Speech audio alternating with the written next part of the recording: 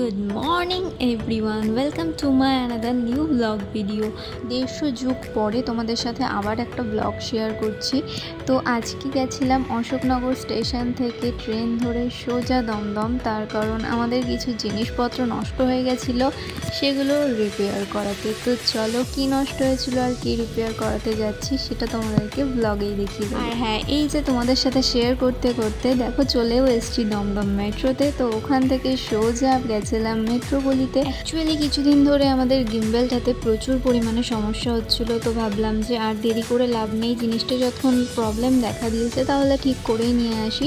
তো যাই হোক, ওখান থেকে আমরা ওটা ঠিক করাতে দিয়ে চলে গেছিলাম আরও কিছু জিনিস নেওয়ার জন্য, যেখানে আমাদের খুবই দরকারি কিছু জিনিস ছিল। সেগুলো কি সেটাও তোমাদেরকে দেখাবো। তো চলো সেটা দেখিয়ে দিই। নিতে গেছিলাম এলসি, ওটা সমস্ত কিছুই আমাদের নেওয়া হয়ে গেছে। তো এবার থেকে একটু অন্যরকম টাইপসের শ্যুটের ভিডিও তোমরা দেখতে পাবে। আর সত্যি বলতে সকালবেলার থেকে কোনো কিছু খাইনি, ওকেও বলছিলাম প্রচুর খিদে পেয়ে গেছে, এদিকে গিম্বেলও ঠিক হয়ে গেছে।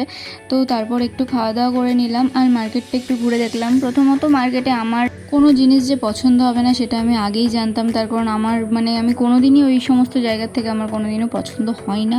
তারপরে কচুরি খেতে গেলাম, তো সেটাও আমার পছন্দ না, কি আর করা যাবে। ওখান থেকে ডাইরেক্ট ট্রেনে এত ভিড় ছিল আমি কোনো ক্লিপস নিতে পারিনি।